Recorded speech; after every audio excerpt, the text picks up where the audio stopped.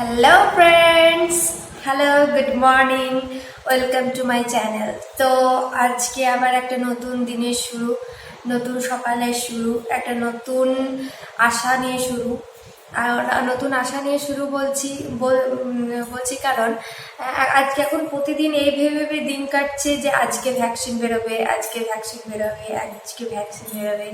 মানে প্রতিদিন নিউজে আসছে ভ্যাকসিন রেডি হয়ে গেছে, তারপরে তোমার মানব দেহে ইয়ে হয়ে গেছে, মানে টেস্ট হয়ে গেছে, কিন্তু প্রতিদিন আবার না ভ্যাকসিন বেরোয়নি। তো সেই জন্যই বললাম নতুন একটা দিনের শুরু, নতুন একটা আশা নিয়ে শুরু। কারণ আজকে ভ্যাকসিন বেরোবে, কবে যে ভ্যাকসিন বেরোবে সেটাই এখন সব মানুষের এখন চিন্তা ভাবনা। তো যাই হোক, আমাদের তো এই চিন্তা ভাবনা নিয়ে পড়ে থাকলে হবে না, কারণ সব কাজগুলো সে নিজের মতোই নিজেই চলবে, কাজগুলো সে করতেই হবে। তো আজকে যে কাজটা আমি করব সেটা হলো খুব কষ্টের কাজ, খুব খাটনির কাজ, একটা টাস্ক বলতে পারেন। সেটা হচ্ছে রেফ্রিজারেটর, ফ্রিজ পরিষ্কার করা। তো আজকে সকাল সকাল ফ্রিজটা পরিষ্কার করে নিই, কারণ আমি 1-2 ঘন্টা হলো ফ্রিজটা বন্ধ করে রেখেছি। কারণ ফ্রিজ পরিষ্কার করার আগে আমি 1-2 ঘন্টা আগে বন্ধ করে রেখে দিই ফ্রিজটা। তাহলে চলুন ফ্রিজটা পরিষ্কার করা দেখাই। আমি কিভাবে ফ্রিজটা পরিষ্কার করি সেটা আপনাদেরকে দেখাচ্ছি। আর এটাও দেখাবো যে আমি কিভাবে জিনিসগুলো স্টোর করি, ভেজিটেবলস, ফ্রুটস, বাকি সব জিনিস কিভাবে ফ্রিজে স্টোর করি সেটা আপনাদেরকে দেখাবো। আর কিভাবে আমি ফ্রিজ পরিষ্কার করি সেটাও দেখাবো। যদি আপনাদের কিছু হেল্প হয় তাহলে আমার খুব ভালো লাগবে।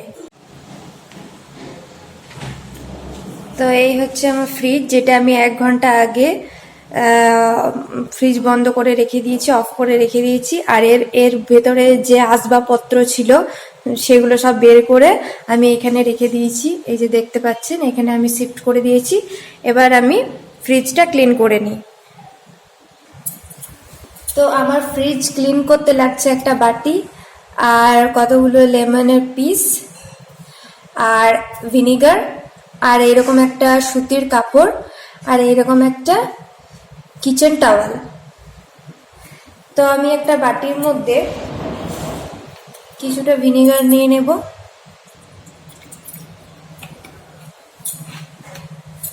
আর কিছু লেমন নিয়ে নেব। আপনি ওই লেমনগুলো ইউজ করতে পারেন যেগুলো দেখবেন অর্ধেকটা কোনো টাইমে কেটে রেখে দেন, এটা খারাপ হয়ে যায়, একটু শুকিয়ে আসে, ওই সব লেমন আপনি ইউজ করতে পারেন।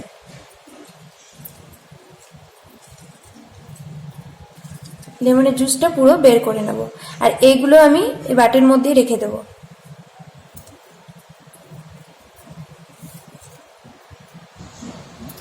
তো দেখুন, লেমনের জুসটা পুরো আমি বের করে নিয়েছি সবগুলো, আর লেমনের এই চোখাগুলো আমি খোসাগুলো রেখে দিয়েছি। এইটা দিয়েই আমি ফ্রিজটা পরিষ্কার করব। তো চলুন দেখে নিন কিভাবে পরিষ্কার করছি।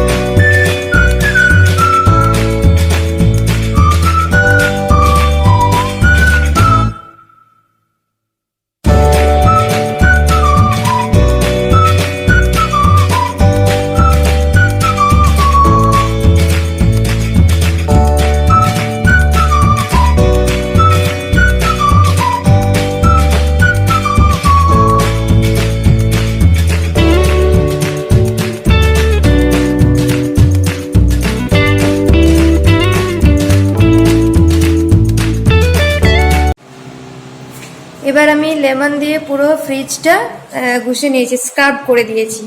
এবার আমি লেমন দিয়ে ঘষার পর, লেমন আর ভিনেগার দিয়ে ঘষার পর আমি এটা 5 মিনিটের জন্য এরকম রেখে দেবো, যাতে ওর যে এই সস টসের দাগ থাকে ওগুলো উঠে যায়। লেমন দিয়েছি কারণ ফ্রিজে যে খাবারের যে গন্ধ থাকে সেইটা চলে যায়, আর ভিনিগার কড়া থেকে কড়া দাগ তুলে দেয়।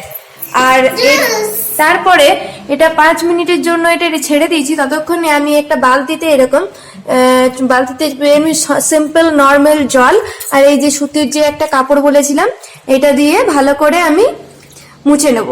তারপরে ভালো করে মোছার পর একদম এই যে কিচেন টাওয়াল বলেছিলাম এই কিচেন টাওয়াল দিয়ে ভালো করে শুকিয়ে নেবো, মানে ক্লিন করে পরিষ্কার করে রেখে দেবো।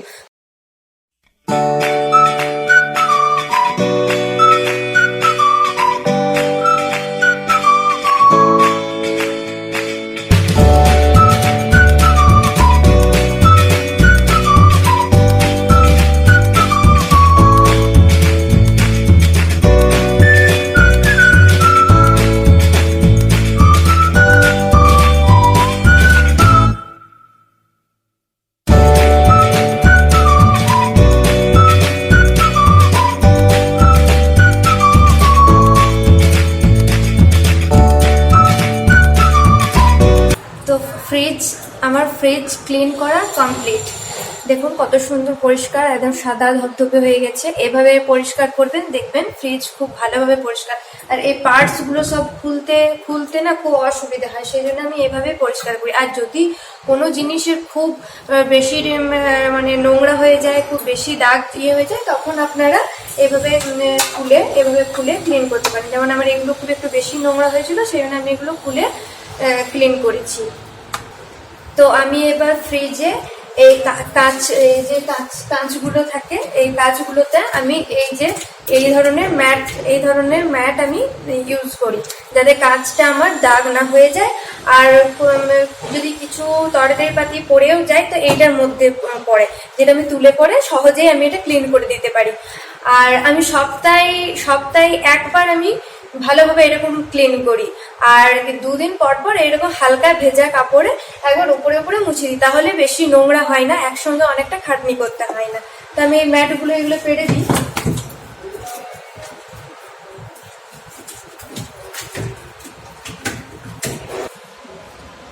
দেখুন কি সুন্দর এগুলো হয়ে গেছে। এবার এর উপরে জিনিস রাখবেন তো কাঁচটা দাগ হবে না, স্ক্র্যাচ হবে না, নষ্ট হবে না।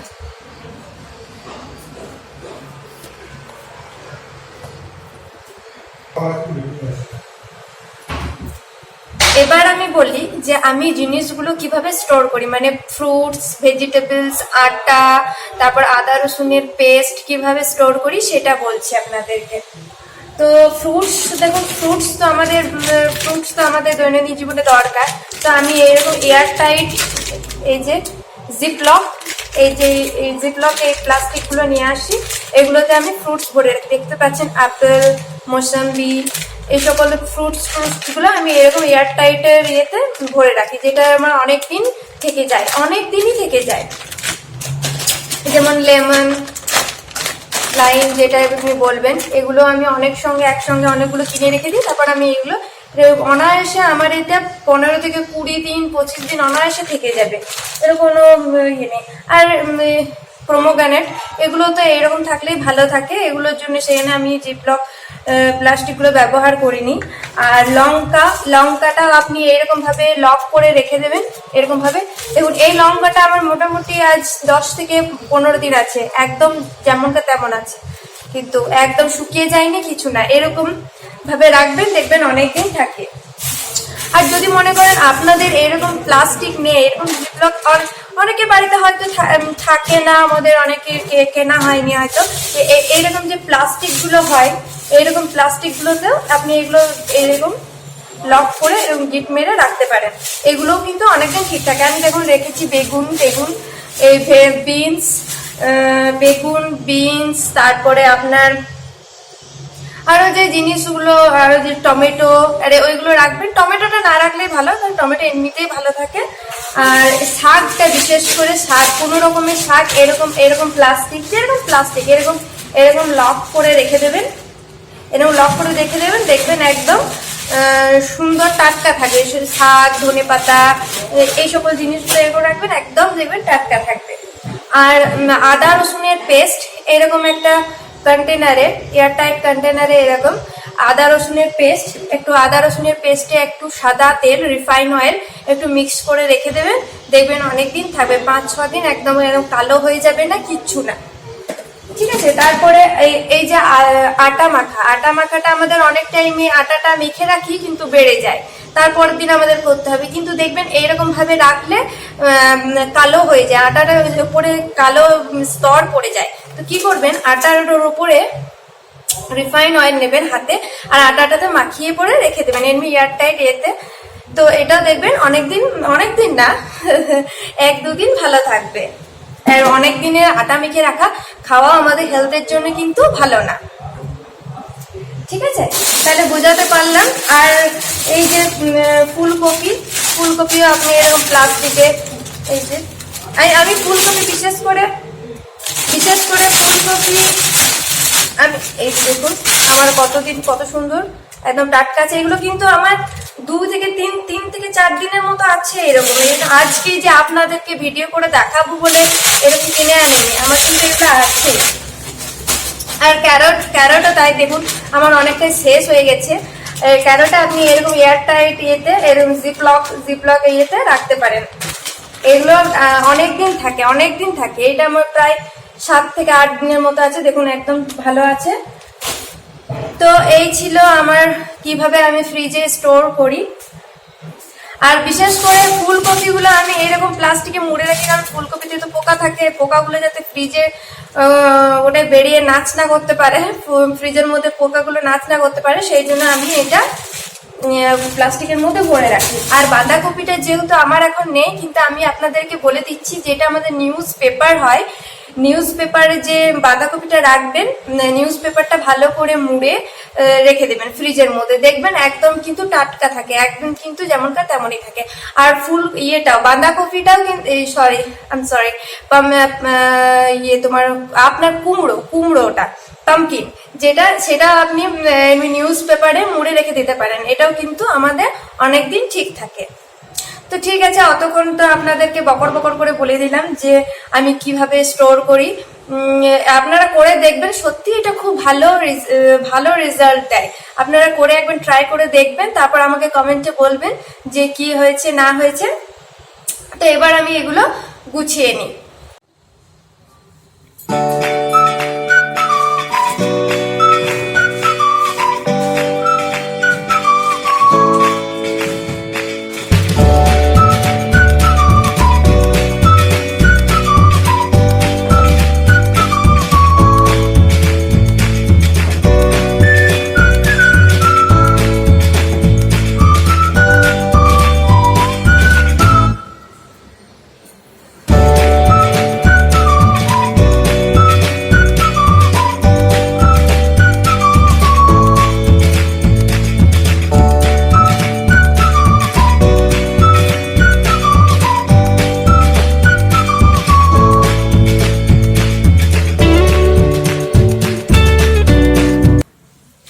তো ফ্রেন্ডস, এই ছিল আমার ফ্রিজ পরিষ্কার করার পদ্ধতি, ফ্রিজ পরিষ্কার করার প্রসেস, আর ভেজিটেবলস ফ্রুটস স্টোর করার পদ্ধতি।